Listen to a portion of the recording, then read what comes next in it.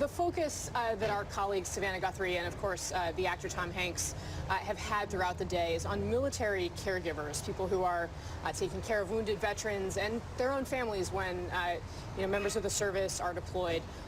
What do members of Congress, what can they do to be supporting that group of people in their so important mission? Well, I think, first of all, we've got to bring awareness to it. I'm glad that there is some awareness being brought to it.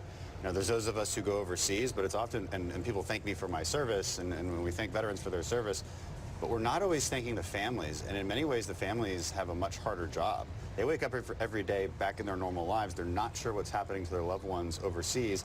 And then when they do come back, they're totally changed, especially in the caregiver sense. You can ask my wife what she's had to deal with over the years. What was it like for her? Well, it's extremely hard. I mean, she gets a phone call at 5 a.m. She knows that's not normal. Her only consolation is that it's not a uniformed person at the door. So she knows that I'm not dead. But I mean, imagine that being your only consolation. But she knows that I'm gravely wounded, that something terrible has happened, and that I might not make it. And that's all she knows. She doesn't know any details. It's almost easier on me because I know exactly what happened to me.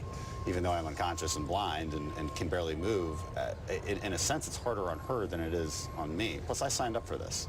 So, it's extremely hard, but you'd be amazed at the caregiver community, the spouse community. She had her friends right there with her right away. Some of her friends, by the way, had lost their husbands just a couple years earlier. I mean, this is the kind of tight-knit community that occurs in the military, and we should be proud of that. But we should always be looking for ways to help them. Yeah. As you have kind of found your way as a new member of Congress, I remember when we spoke when you were running, you talked about what it might mean to connect with other veterans who are here on Capitol Hill and how you might be able to work together more successfully. Have you found that's happened? Have you connected with other veterans here, and how is that applying to your work on Veterans Affairs here? Yeah, well, I'm part of the 4-country caucus. It's just started, so we're getting our legs under us, and we are looking for those bipartisan solutions, and hopefully we find a little bit of the more controversial topics, okay? Because it's easy to find bipartisan things. We just voted on one right now, the Secure Act. So American people should be happy about this. It doesn't get enough reporting that we actually do every once in a while vote on some things in a bipartisan way, and today was an example of that. What issues do you think you can work on here in Congress, and what have you been focused on that apply to many millennial veterans, for example, people who fought in Iraq and Afghanistan? You have a special kind of set of priorities. Yeah, well, I'm on Homeland Security Committee, and I'm on the Budget Committee, so a lot of my work is focused on that. I'm of course, as you know, I'm pretty focused on securing the border. I want us to support Lindsey Graham's new bill about closing asylum loopholes so that we can get some kind of operational control on our border. We've been looking for ways to actually make it easier for veterans with security clearances to get hired by CBP, okay?